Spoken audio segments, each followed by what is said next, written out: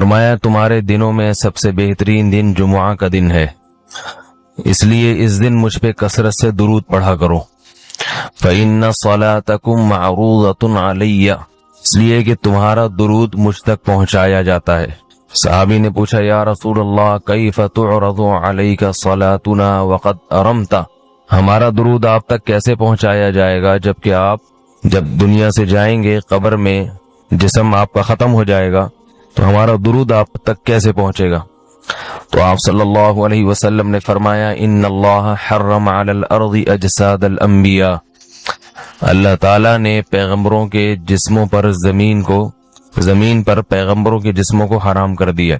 जमीन किसी पैगंबर के जिस्म को कभी खत्म नहीं करती।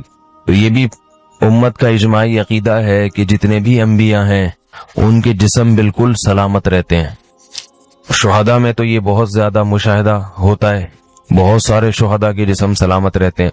तो एक और हदीस में आप सल्लल्लाहु अलैहि वसल्लम ने फरमाया, मन सल्ला अलैया सलातन सल्लल्लाहु बिहा अशरा, जिसने मुझ पर एक दफा दुरूद भेजा। दुरूद कहते हैं नबी सल्लल्लाहु अलैहि वसल्लम के लिए अल्लाह ताला से खुसूसी रहमत की दुआ करना। एक होता है आम दुआ, किसी के लिए भी रहमत। सलात कहते हैं खुसूसी रहमत, जो अल्लाह अपने खास बंदों पे करता है। इसलिए सलात का जो लफ्ज है ना, ये दुरूद और सलात, ये पैगंबर के अलावा किसी के लिए जायज नहीं है, क्योंकि ये सलात खास किसके खासा है, ये पैगंबरों का। इसलिए हम अल्लाहुम्मा सल्ली अला मुहम्मद तो कह सकते हैं, लेकिन यूं नहीं कह सकते अल्लाहुम्मा सल्ली अला फुलान। तो वो सल्ली जो है ना, सलात, ये खास किस्म की रहमतें होती हैं जो अल्लाह पैगंबरों पर भेजते हैं। कभी कुरान में आता है उलाइका अलैहिम सलावातुम मिर रब्बिहिम रहमा, कि जो लोग सब्र करते हैं उन पर अल्लाह की खुसूसी रहमतें भी हैं और रहमत भी है। तो पता चला सलात और रहमत में फर्क है। सलात आला किस्म की रहमतों को कहते हैं। तो आप सल्लल्लाहु अलैहि वसल्लम ने फरमाया, जिसने मेरे लिए एक मर्तबा रहमत की दुआ की, दुरूद शरीफ पढ़ा मेरे लिए, तो अल्लाह उस पर 10 रहमतें भेजते हैं। और जुमुआ के दिन ज्यादा फजीलत है दुरूद शरीफ पढ़ने की। अलबत्ता ये जो जुमुआ के दिन में हदीस मशहूर है कि 80 साल के गुनाह माफ होते हैं जुमा के दिन दुरूद पढ़ने से, ये हदीस सनद के लिहाज से कमजोर है। लेकिन ये जो मैंने हदीस पढ़ी कि जुम्मे का दिन सबसे बेहतर दिन है, फअक्सिरू अलैया मिनस सलाती फीही, लिहाजा इस दिन मुझ पे कसरत से दुरूद पढ़ा करो, ये बिल्कुल सही हदीस है। तो जुमुआ के दिन दुरूद शरीफ की इजाफी फजीलत है। आज चूंकि जुमुआ का दिन है, इसलिए मैंने कहा कि इस बारे में थोड़ी सी बात करूं। एक और हदीस में आता है, रसूलुल्लाह सल्लल्लाहु अलैहि वसल्लम ने फरमाया, ला तजअलू कब्री ईदा वसल्लु अलैया फइन्न सलातकुम तबलुगुनी हैथु कुंतुम, फरमाया मेरी कब्र को ईदगाह ना बनाओ। जैसे मेलों की जगह होती है ना, मेले ठेले, ईद पे जब सब लोग जमा होकर खुशियां मनाते हैं, तो जैसे मज़ारों पे होता है ना, कव्वालियां हो रही हैं और ये मेले ठेले हो रहे हैं, आजकल देखा है। तो पहले जमाने में भी जब कोई नेक आदमी दुनिया से जाता था तो लोग उसकी कब्र पे धरने मार के बैठ जाते थे, और वो मुजाविर और ये सब जो हमारे यहाँ होता है। तो आप सल्लल्लाहु अलैहि वसल्लम ने मना किया कि मेरी कब्र के साथ ये कुछ मत करो, अलबत्ता मुझ पे दुरूद पढ़ा करो। और फरमाया कि तुम जहां से भी दुरूद पढ़ोगे ये मुझ तक पहुंचेगा। और हदीस में रसूलुल्लाह सल्लल्लाहु अलैहि वसल्लम ने फरमाया, मा मिन अहदिन युसल्लिमु अलैया इल्ला रद्दल्लाहु अलैया रूही फअरुद्दु अलैहि, कि जब भी कोई मुझ पर सलाम भेजता है अल्लाह मेरी रूह को मेरे जिस्म में लौटाते हैं और मैं उसके सलाम का जवाब देता हूँ। अब ये कैसे होता है, चूंकि ये बरज़खी जिंदगी में है, लिहाजा इसकी कैफियत में और गहराई में जाने की इजाजत नहीं है। जैसे अल्लाह बेहतर समझते हैं ये होता है, इसकी हकीकत का हमें इल्म पूरी तरह नहीं है, बरज़खी जिंदगी है। और हदीस में आता है रसूलुल्लाह सल्लल्लाहु अलैहि वसल्लम ने फरमाया कि रग़िम अनफु रजुलिन ज़ुकिरतु इंदहु फलम युसल्ली अलैया, उस शख्स की नाक खाक आलूदा हो जाए जिसके सामने मेरा नाम लिया जाए, मेरा तज़किरा हो और वो मुझ पे दुरूद न पड़े। एक और हदीस में आप सल्लल्लाहु अलैहि वसल्लम ने फरमाया, अल बखील मन ज़ुकिरतु इंदहु फलम युसल्ली अलैया, वो शख्स कंजूस है, बखील है, जिसके सामने मेरा नाम आए और मुझ पे दुरूद न पड़े। यानी इतनी बड़ी शख्सियत और इतने बड़े मोहसिन आजम का तज़किरा आ रहा है और इसकी जबान से दुआ भी नहीं निकलती, तो इससे बड़ा कंजूस दुनिया में कौन हो सकता है। एक और हदीस में आप सल्लल्लाहु अलैहि वसल्लम ने एक शख्स को दुआ मांगते हुए देखा जिसने दुरूद शरीफ पढ़े बगैर दुआ शुरू कर दी। तो आप सल्लल्लाहु अलैहि वसल्लम ने फरमाया इसने दुआ में जल्दी की है। फिर फरमाया तुम में से जब किसी शख्स को दुआ मांगनी हो तो पहले अल्लाह की हम्दो सना पढ़े, फिर मुझ पर दुरूद भेजे। कुरान मजीद में भी अल्लाह ने हुक्म दिया, इन्नल्लाह व मलाइकतहु युसल्लूना अलन नबी, कि अल्लाह और उसके फरिश्ते, अल्लाह भी रहमत भेजते हैं और फरिश्ते भी रहमत की दुआ करते हैं। या अय्युहल्लज़ीना आमनू सल्लु अलैहि वसल्लिमू तस्लीमा, ईमान वालो तुम भी मोहम्मद सल्लल्लाहु अलैहि वसल्लम पर दुरूद भेजा करो और सलाम भेजा। दुरूद और सलाम में फर्क यह है कि दुरूद अल्लाह की रहमत और सलामत कहते हैं कि हर बुराई से, हर मुश्किल से, हर मुसीबत से बचाएं। तो कमाल जब ही होता है जब अल्लाह हर शर से बचा लें और इजाफी रहमतें भी भेजें। तो उलमा ने दुरूद शरीफ की हिकमतों में लिखा है कि दुरूद शरीफ जो अल्लाह ने हमें पढ़ने का हुक्म दिया, इसकी बुनियादी वजह तो सबको मालूम है कि सबसे ज्यादा एहसानात इस कायनात में अल्लाह के बाद किसके हैं? मोहम्मद सल्लल्लाहु अलैहि वसल्लम। तो आप सल्लल्लाहु अलैहि वसल्लम के एहसानात सबसे ज्यादा हैं इंसानियत पर। इंसान को इंसान आप सल्लल्लाहु अलैहि वसल्लम ने बनाया और अहले इस्लाम तो सबसे ज्यादा उन एहसानात के तले दबे हुए। तो हम कोई भी इबादत अगर कर रहे हैं, दुआ भी अगर मांग रहे हैं, तो ये भी किसकी वजह से तौफीक मिल रही है? नबी सल्लल्लाहु अलैहि वसल्लम, क्योंकि आप सल्लल्लाहु अलैहि वसल्लम ने ही ये सारी चीजें सिखाई हैं। कल किसी ने सवाल पूछा कि इंसान तो अशरफुल मखलूकात है, लेकिन फिर अल्लाह इंसान को जहन्नम की आग में क्यों डालेगा? उसकी वजह यह है, जवाब यह है सवाल का कि अशरफुल मखलूकात है, लेकिन अपनी हरकतों से, अपनी बदामालियों से अपने आप को रुस्वा कर देता है। जो जितना इज्जतदार होता है उसकी बुराई भी उतनी ज्यादा होती है। बादशाह के घर में पैदा होने वाला शहजादा होता है, लेकिन वो ऐसी घटिया हरकतें शुरू कर दे, मस्जिद से चप्पल चुराना शुरू कर दे, चरसियों के साथ बैठना शुरू कर दे, तो क्या उसकी इज्जत शहजादों वाली रहेगी फिर? बल्कि वो आम चरसियों, हीरोइनजियों से और कौम के पस लोगों से ज्यादा बुरा समझा जाएगा, क्योंकि इतने बड़े घर में पैदा हुआ और किस किस्म की हरकतें कर रहा है। अल्लाह ताला ने इंसान को इंतहाई मुहज़्ज़ब बनाया, इंतहाई मुहज़्ज़ब। वलक़द कर्रमना बनी आदम, अल्लाह कहते हैं हमने इस कायनात में इंसान को बड़ी इज्जत दी है। कोई मखलूक इंसान के लेवल की नहीं है। जो तहजीब इंसान को सिखाई गई है वो किसी जानवर को, किसी मखलूक को नहीं सिखाई गई। जमीन पे रहने वाली मखलूक की बात हो रही है, फरिश्तों की बात नहीं हो रही। इंसान गुस्ल करता है, लिबास पहनता है, दांत साफ करता है, इसकी चाल भी अच्छी है। जानवरों में ऐसा है? इंसान की बात करने में आदाब होते हैं, बड़ों से कैसे बात करनी है, छोटों से कैसे बात करनी है, अपने लेवल के लोगों से कैसे बात करनी है। जानवरों में है कोई तमीज? ये रिश्ते जोड़ता है इंसान, वफा करता है। जानवरों में कुछ भी नहीं है, खाना पीना पेट, बस इसकी फिक्र में उनकी जिंदगी गुजरती है। खूबसूरत बनाया अल्लाह ने इंसान को। लक़द खलक़नल इंसान फी अहसनी तक़वीम, सबसे खूबसूरत मखलूक इस कायनात में कौन सी है? इंसान। तो गोया के इस कायनात में ये शहजादा है। इस कायनात में ये क्या है? शहजादा। तो इसको काम भंगियों चमारों वाले करने चाहिए या शहजादों वाले करने चाहिए? बोलो, शहजादों वाले। अगर ये काम भंगियों वाले शुरू कर दे, बादशाह के घर में पैदा हुआ शहजादा और जाके लोगों के गटर साफ कर रहा है, बादशाह ने पूछा तुझे क्या हो गया, क्यों कर रहा है? अब्बा कुछ पान गुटके का खर्चा निकल आएगा। बादशाह बोलेगा कमबख्त, तेरा बाप बादशाह है, शाही महल में तू पला है, तुझे पान गुटके की फिक्र है? बादशाह अपने बेटे को पान गुटके के पैसे नहीं देता ना। पहले जमाने में बादशाह लोग बड़े हाई लेवल के हुआ करते थे, कहते हमारा बच्चा पान गुटके नहीं खाएगा। तो अब बेटा को बादशाह पान गुटके के पैसे नहीं दे रहा और बेटा जाके लोगों से मांग रहा है, बाप की इज्जत का जनाजा निकाल रहा है, तो ऐसे मौके पे ये कहा जाएगा ये पान गुटके तेरी पर्सनैलिटी पे सूट नहीं करते। समझ में आ रही है बात के नहीं आ रही? तेरी पर्सनैलिटी पे पान और गुटके सूट नहीं करते। तेरी पर्सनैलिटी पे तो पान और गुटके का बिजनेस सूट नहीं करता, खाना कहां से सूट करता है? तो अल्लाह ने इंसान को सबसे बेहतरीन पर्सनैलिटी दी है, सबसे बेहतरीन। इंसान का लिबास देख लो, तौर तरीके देख लो, डिसिप्लिन देख लो इसकी जिंदगी में।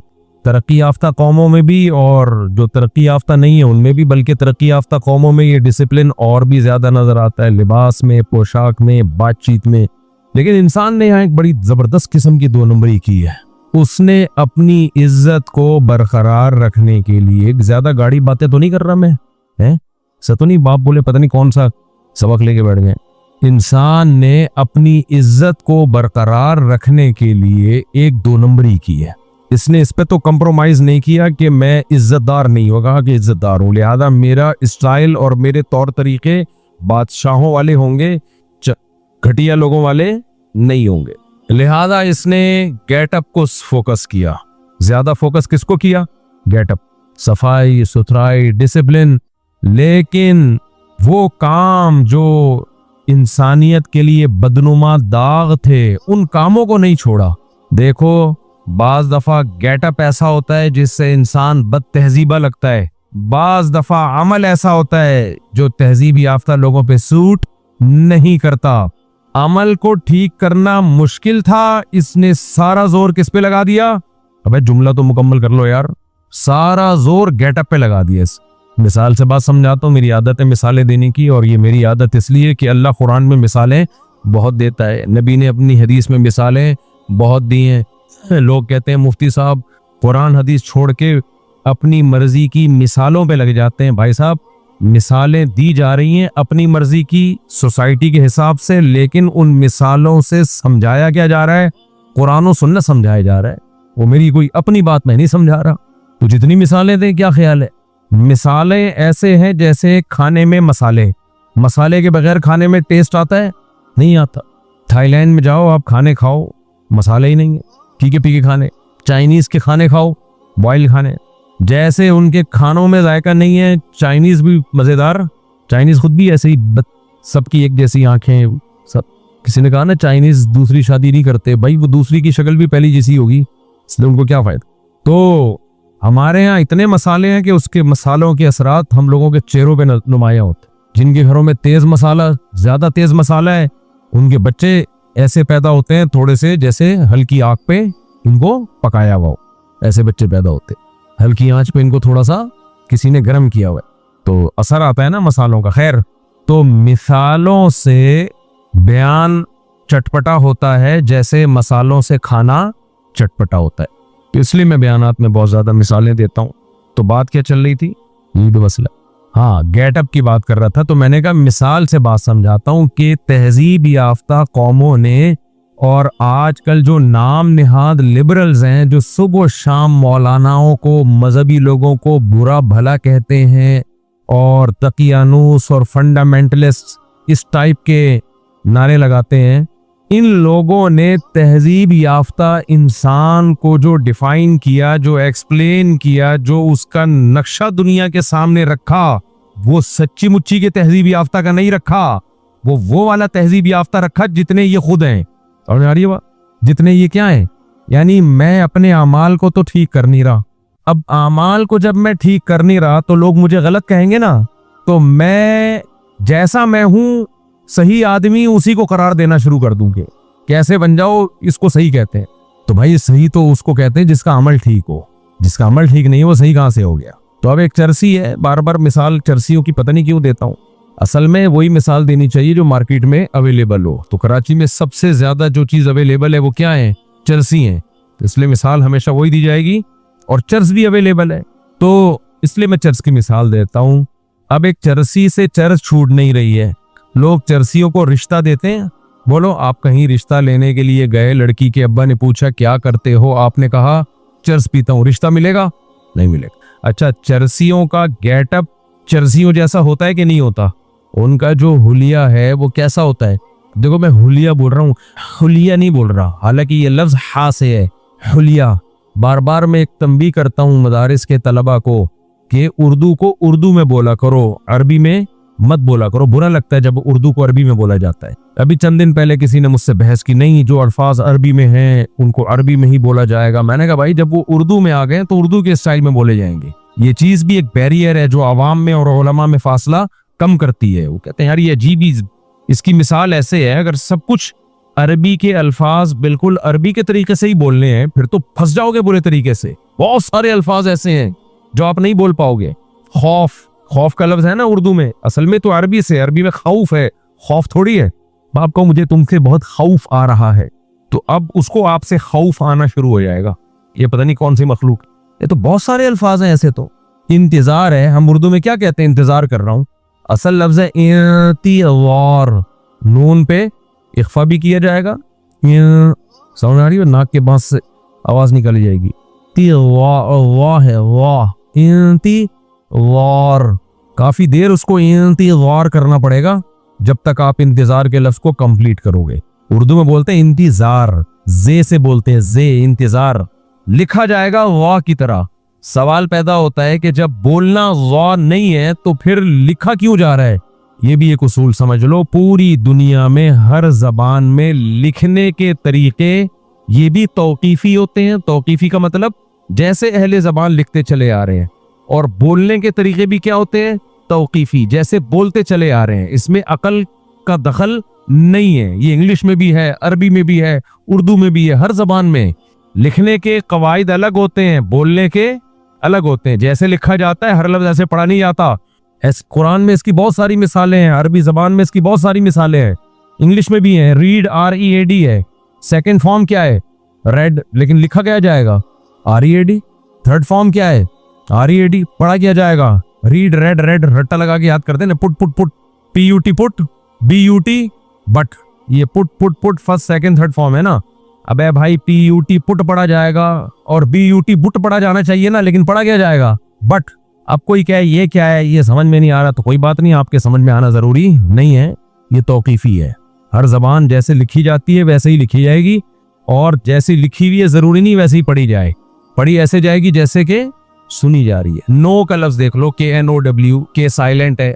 अब कोई उठे बोले के साइलेंट है, मैं के को हटा रहा हूं, नहीं भाई, आपको हटाने की इजाजत बोलो ना नहीं है। नाइफ है, नॉलेज है, के लिखा जाएगा, पढ़ा नहीं जाएगा। तो तौकीफी, इसको अरबी की इस्तिलाह में कहते हैं तौकीफी, यानी जैसे अहले जबान से नकल होता चला आ रहा है, आपने उसी पर इक्तिफा करना है, अपनी तरफ से उसको चेंज नहीं करना। तो अरबी के बहुत से अल्फाज है, चूंकि वो आए अरबी से हैं इसलिए लिखा वैसे ही जाएगा जैसे कि अरबी में, पढ़ा वैसे नहीं जाएगा, पढ़ा ऐसे जाएगा जैसे अहले जबान पढ़ते हैं। तो हुलिया नहीं होता, हुलिया, हुलिया होता है हुलिया। हलवा होता है हलवा, हालांकि लिखा कैसे जाता है? तुम लोग को इतना जौक है हलवे का ना कुछ। हलवा लिखा जाता है हे से, लेकिन पढ़ा कैसे जाएगा? हलवा। तो ये कुछ बातें हमारे तलबा के समझने की हैं। दीनी मदारिस के तलबा फारिग होते हैं, उर्दू का बेड़ा गर्क कर देते हैं फारिग होते ही, उसको बिल्कुल अरबी में, फिर वो मजा नहीं आता। वो फिर लोग भी कहते हैं पता नहीं क्या चीज क्या लेकर आए मार्केट में, खौफ। ठीक है ना। अच्छा खैर, हम फिर अपने असल टॉपिक की तरफ आते हैं। बीच में थोड़ी थोड़ी बातें जो मौजू बनाकर नहीं आ सकती आपके फायदे के लिए, तो मैं पार्सल करते रहता हूँ, क्योंकि हमारे पास पार्सल का भी इंतजाम है। बर्गर वाला बेच रहा होता है ना बर्गर, भाई यहाँ बैठ के खा सकते हैं, ये भी ठीक है, और पार्सल का भी इंतजाम है, ले जाना चाहें तो ले जा सकते। तो बीच बीच में कुछ चीजें मैं आपको पैकेट की शक्ल में दे देता हूँ, आप घर ले जाएं। खैर, तो बात ये चल रही थी, हम दोबारा चर्च पे आते हैं। हमारा मौजू क्या चल रहा था? चर्च पे बात चल रही थी और चर्सियों पे बात चल रही थी। तो चर्सी कहीं निकाह का पैगाम लेके जाए तो चर्सियों का जो गेटअप है, चर्सियों का जो हुलिया है। अच्छा, ये एक और बात, इंग्लिश के भी कुछ अल्फाज जब उर्दू में आ गए हैं तो वो उर्दू में ढल गए हैं।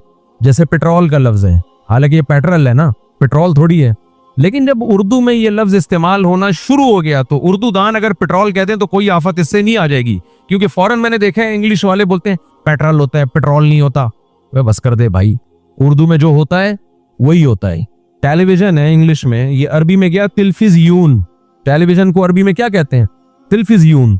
अब वो तिल्फिज़यून को तिल्फिज़यून ही बोलेगा, उससे टेलीविजन निकलेगा ही नहीं, क्योंकि उर्दू जब अरबी में आ गया तो अरबी अपने हर जबान के पास एक कैंची होती है। जब भी कोई लफ्ज उस जबान में आता है, जबान उस कैंची से तराश खराश के उसको अपने मिजाज पे ढालती है, अपने सांचे में ढाल के एक्सेप्ट करती है, एज इट इज नहीं ले लेती उसको। बम है, बम, ये लफ्ज इंग्लिश में तो बॉम है मेरा ख्याल है, उर्दू में हम क्या कहते हैं? बम। अब मैंने इसमें भी देखा है लोग तंबी कर रहे थे, बम नहीं होता बॉम होता है। भाईजान उर्दू में बम ही होता है, नहीं आया तो कराची में जब फटेगा ना बता देंगे आपको। अल्लाह बचाए सबको, बम से महफूज रखे।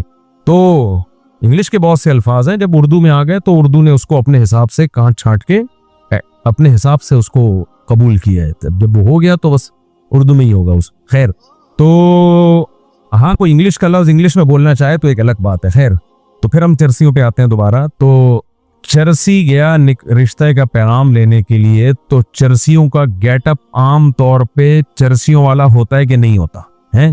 चर्सियों का गेटअप तो चर्सियों वाला होता है। अब किसी ने कहा कि कमबख्त तू चर्सी है, चर्सियों को कोई भी रिश्ता नहीं देता, लिहाजा तू चर्स पीना छोड़ दे। क्योंकि चर्सी शरीफ लोग नहीं कहलाते सोसाइटी में। उस नालायक ने क्या किया, चर्च तो छोड़ी नहीं लेकिन गेटअप वो रख लिया जो चर्सियों का नहीं होता, बल्कि डॉक्टरों का, वकीलों का, जजेस का, फौज के अफसरों का, जो भी सोसाइटी में अपर लेवल के लोग होते हैं, एजुकेटेड लोग होते हैं, उन लोगों वाला गेटअप उसने इख्तियार कर लिया। नहा धो के 3 पीस सूट टाई में खुशबू वुशबू लगा के, दांत को तेजाब से धो के, क्योंकि इतने गंदे दांत होते हैं कि ये टूथपेस्ट से साफ नहीं होते, तेजाब से दांतों को धो के और खूब जो आजकल ब्यूटी पार्लर में दूल्हा के साथ हो रहा होता है, ये सारी डेंटिंग पेंटिंग का काम करके चर्च की पुड़िया छुपाई उसने, और अब पैगाम निकाह लेके जा रहा है और कह रहा है कि मैं एक तहजीब याफ्ता इंसान हूं, मेरे चलने का स्टाइल देखो कैसे, पहले तो आता था लुढ़कता हुआ ना, मुंह से राल टपक रही है, अब बड़ी तमीज से चलता हुआ आ रहा है और बहुत ही खूबसूरत स्टाइल में, थोड़ा सा बातचीत का सलीका भी उसने सीख लिया। ये धोखा है या नहीं है बताओ? क्या इससे वो तहजीब याफ्ता बन गया है?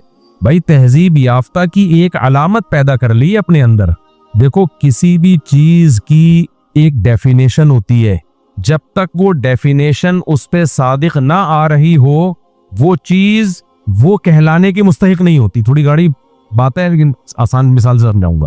और कुछ अलामतें होती हैं, कुछ क्या होती हैं? अलामतें होती हैं जिससे पता चलता है कि ये चीज ये है। अलामत और डेफिनेशन में फर्क होता है। अलामत में और किसी चीज की डेफिनेशन तारीफ में क्या होता है? फर्क होता है। यानी किसी चीज को पहचाना जाता है उसकी हकीकत और माहियत से। मिसाल के तौर पर लोगों में कौमें होती हैं, कोई पूछे भाई मुहाजिर किसे कहते हैं? पाकिस्तान में बहुत सारी कौमें हैं, पठान है, मुहाजिर हैं, सिंधी हैं, पंजाबी हैं, वगैरह वगैरह ना। भाई मुहाजिर की डेफिनेशन ये है, पाकिस्तान में कराची में मुहाजिर की डेफिनेशन ये है कि इंडिया पाकिस्तान जब अलग हुए थे तो जो इंडिया से माइग्रेट करके यहाँ आए थे इज कॉल्ड मुहाजिर। आई बात समझ? ये तारीफ है। अलामत क्या है भाई? अलामत ये कि उर्दू बोलते हो, ये अलामत है। ये उर्दू बोलना तारीफ नहीं है, क्योंकि बहुत से पश्तो भी यहाँ पर जो कराची में पैदा हुए उर्दू बोल रहे हैं, और बहुत से मुहाजिर मैंने देखे जो पेशावर में रहे फर पश्तो बोल रहे हैं।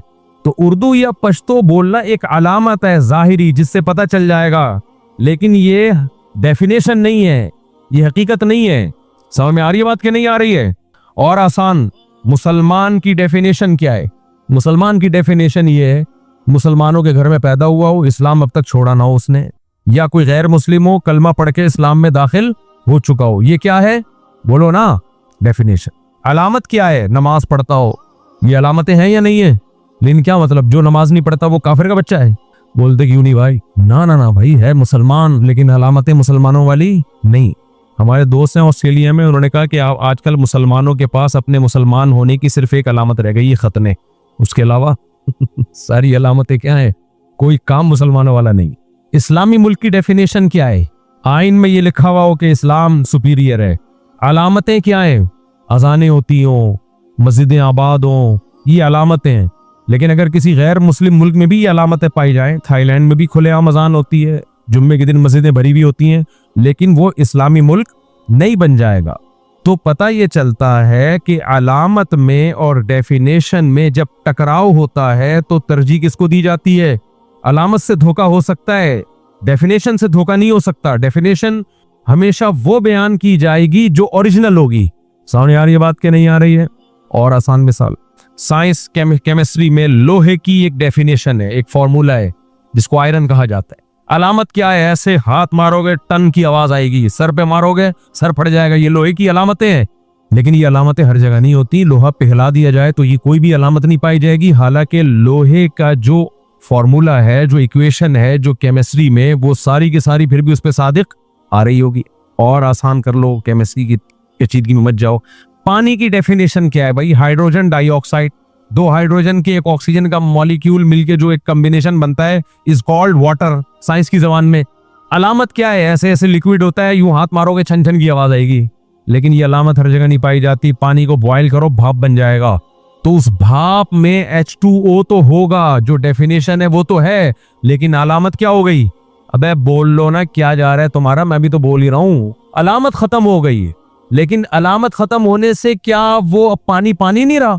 फिर भी पानी है वो। जिसको आपसे मोहब्बत है, इसकी डेफिनेशन क्या है? मोहब्बत है वो आपका हुकूक अदा करे, आपके आराम का ख्याल रखे, आपको तकलीफ, मियां बीवी में मोहब्बत होती है ना, तो मोहब्बत है या नहीं इसकी कुछ अलामतें होती हैं, लेकिन उन अलामतों से बाज़ वक़्त धोखा भी होता है। मिसाल के तौर पर अलामत ये होती है कि कभी लड़ते नहीं है, लेकिन क्या मतलब, अगर कभी लड़ रहे हैं तो मोहब्बत नहीं है, हो सकता है मोहब्बत की वजह से लड़ रहे हो, क्या ख्याल है। तो इससे एक बात मेरा ख्याल है समझ में आ जानी चाहिए अच्छे तरीके से कि तहजीब याफ्ता इंसान, मुहज़्ज़ब इंसान, इसकी भी एक डेफिनेशन है और कुछ अलामतें हैं। बाज दफा सिर्फ अलामतें रह जाती है, अंदर से तहजीब उस पे सादिक ही नहीं आ रही होती। तो ये जो नाम निहाद लिबरल्स दुनिया में पाए जाते हैं, तरक्की याफ्ता कौमें जो दुनिया में पाई जाती हैं, इनमें तहजीब याफ्ता लोगों की अलामतें पाई जाती हैं। तहजीब की तारीफ इन पे सादिक नहीं आती है। अब समझ में आई ये बात, अलामतें पाई जाती। जो भी मुहज़्ज़ब इंसान होता है, गेटअप भी अच्छा होता है, बात करने की तमीज होती है, उसको तमीज से बात करता है, खूब अदा करता है। अंदर से तहजीब याफ्ता है या नहीं है, ये बिल्कुल एक डिफरेंट चीज है। अंदर से तहजीब का ताल्लुक सबसे पहले दिल से है। दिल में क्या है, देखो आप अपने कस्टमर से बहुत अच्छे अखलाक से बात करते हो, तहजीब याफ्ता शख्स की अलामत पाई जा रही है कि नहीं पाई जा रही, बोलो ना। लेकिन ये आप अच्छे अखलाक से बात कर रहे हो लालच की वजह से। अगर बिलफर्ज हर आदमी कस्टमर से लालच की वजह से बात नहीं करता, बाज दफा होता ही वो अच्छे अखलाक का है, लेकिन लालच की वजह से कर रहे हो कि यार किसी तरह ये दोबारा मेरे पास ही आए और मेरे साथ जो मेरे दोस्त की दुकान है वहां से कभी भी कुछ ना खरीदे, ये जज्बा है आपके दिल में। आप गड़े जा रहे हो उसके पाँव में, सर सर करके बात कर रहे हो उससे, हालांकि उसका लेवल आपके लेवल से बहुत छोटा है, लेकिन आपकी नीयत ये है कि मेरे जो पड़ोस में मेरे दोस्त की दुकान है, मैं इतने अच्छे अखलाक से कस्टमर से पेश आऊं कि मेरे दोस्त की दुकान का बेड़ा गर्क हो जाए, सब लोग इधर ही आए। अब आप तहजीब याफ्ता हो गए हैं, अच्छे इंसान हो गए आप, अलामत तो पाई जा रही है तमीज से बात। क्या ख्याल है भाई? मैं अक्सर एयर होस्टेस की मिसाल देता हूँ। एयर होस्टेस कितने अच्छे अखलाक से बात करती है, जिन्होंने जहाज में सफर किया उनको पता हो।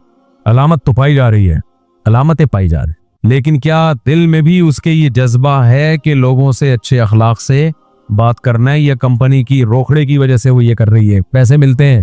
इसका पता जब चलेगा जब अपनी अम्मा से इससे भी ज्यादा अच्छे अखलाक से बात करे। क्या ख्याल है भाई? कस्टमर जो जहाज में जो मुसाफिर बैठे हैं वो एयर होस्टेस के मामू लगते हैं, फुप्पा लगते हैं, खालू लगते हैं, क्या लगते हैं, या बाप लगते हैं? वो कुछ भी नहीं लगता। जो कुछ भी नहीं लगते उनसे बहुत अच्छे अखलाक से बात, और जिस माँ ने तकलीफ से जना, दिन रात उसके लिए एक कर दिया, उससे अगर वो बात करे 3 गुना ज्यादा अच्छे अखलाक से, यानी जहाजों के मुसाफिर से जित मीठे लहजे में बात कर रही है, तो उस मिठास को 3 से ज़रब दे। हदीस में आता है ना, माँ का हक हुस्ने अखलाक में बाप से 3 गुना ज्यादा है, आता है ना हदीस में, तो उससे 3 गुना ज्यादा मिठास से बात करे तो हम कहेंगे वाकई ये दिल से क्या है, अच्छी है। लेकिन अम्मा से बात करने का टाइम ही नहीं है। अम्मा के पास, में सारी एयर होस्टेस ऐसी नहीं होती, बहुत सी अच्छी होती है भाई, मैं तो एक मिसाल से बात समझा रहा हूँ, बात ऐसी है जो अपनी माँ को ज्यादा वैल्यू देती है। अम्मा से बात करने का टाइम नहीं है, अम्मा की बात में ईंट का जवाब पत्थर से। तो हम जहाज में मुसाफिरों से उसके अखलाक को देख के ये कहेंगे कि तहजीब याफ्ता खवातीन की अलामत तो पाई जा रही है, हकीकत में है या नहीं है ये हमें मालूम नहीं है। ये फैसला मजहब करेगा, खुदा करेगा। मजहब कह रहे हैं मेरे क्राइटेरिया पे उतरते हो तो मैं मानूंगा, नहीं उतरते तो लोगों के कहने से कुछ भी नहीं होता। आपको पता है बाज दफा बद अखलाकी तहजीब याफ्ता होने की अलामत होती है, गुस्से की बात पे, गैरत की बात पे गैरत ना आए। हमारे नबी सल्लल्लाहु अलैहि वसल्लम से ज्यादा अच्छे अखलाक का कौन हो सकता है? लेकिन कभी कभार आपको भी गुस्सा आता था और गुस्से में आपका चेहरा अनवर सुर्ख हो जाया करता था। इंसान को जब किसी से मोहब्बत होती है ना, तो मोहब्बत के भी कुछ उसूल और ज़ाब्ते होते हैं। आपके महबूब को कोई तंग करे और आपको गजब ना आए तो ये बदतहजीबी होने की अलामत है। आपके बाप को कोई तंग कर रहा है, माँ को तंग कर रहा है, औलाद को तंग कर रहा है, अब वो कुछ भी नहीं हो रहा, कोई फिक्र नहीं हो रही, कोई पेशानी पे लकीरें नहीं आ रही, खुदा की नाफरमानी सुबह शाम देख रहे हो, पेशानी पे लकीर नहीं आती। हालांकि पेशानी पे लकीरें आना बज़ाहिर तो बदतहजीब लोगों की अलामत होती है। हर वक्त जो नाक पे मक्खी बिठा के रखते हैं, खुश अखलाक होते हैं, बद अखलाक होते हैं। अब आपने किसी को देख लिया गुस्सा में बैठा हुआ कर रहा है, आपने कहा ये तो बदतहजीब आदमी, ना जल्दी फैसला मत करो। हो सकता है ये गुस्सा तहजीब याफ्ता होने की वजह से आया हो, गैरत की वजह से आया हो। जब इंसान में गैरत खत्म हो जाती है ना, तो उसको सही बात पे भी गुस्सा आना खत्म हो जाता है, सही बात पे भी गुस्सा खत्म हो जाता है उसको। तो ये मैंने इतनी सारी मिसालें आपके सामने मेरे भाई इसलिए रखी हैं। आप भी कह रहे होगे मुफ्ती साहब पता नहीं कौन सा टॉपिक लेके बैठ गए हो। ये मैं आपको ये समझा रहा हूं कि खुदा के लिए दुनिया के धोखे में मत आओ। ये जमाना मीडिया का है, प्रोपेगंडे का है, तकल्लुफात की दुनिया है। ये जो जितना शोबाजी करेगा तकल्लुफात की दुनिया में लेके जाएगा, गेटअप शरीफों वाला बनाएगा। जो गेटअप गरीबों वाला बनाएगा वो गरीब लगेगा देखने में, जो शरीफों वाला बनाएगा वो शरीफ लगेगा देखने में। गेटअप पे दुनिया मर रही है ना। बहुत से मालदार गेटअप गरीबों वाला लेके घूमते, लोग कहते हैं हाय हाय हाय बेचारा। सादा कितना है, सादा नहीं, आपको उल्लू बना रहा है वो। आपको क्या बना रहा है? उल्लू, ताकि आप चंदा देते रहो उसको। समझो कि कितना नेक है बेचारे का भाई, वो उल्लू बना रहा है। जैसे सब रहते हैं ऐसे रहो ना। मैं यहाँ धोती बनियान पहन के आ जाऊं जुम्मे का बयान करने के लिए, या नाड़ा ऐसे करके लटक रहा हो, कपड़े इस्त्री ना हो, मैले कपड़े पहने हुए हो, आप कहें मुफ्ती, जो अकीदतमंद है ना वो कहेंगे हाय मुफ्ती साहब क्या सादगी है। परवाह ही नहीं लोगों की, परवाह ही नहीं कौन क्या कहता है। ऐसा होना चाहिए मौलवी। ना ना ना, जिसको बिल्कुल ही परवाह ना हो ना लोग क्या कहेंगे, सही बात में भी परवाह ना हो, वो इसका मतलब वो ऊपर से क्या है, पागल है वो।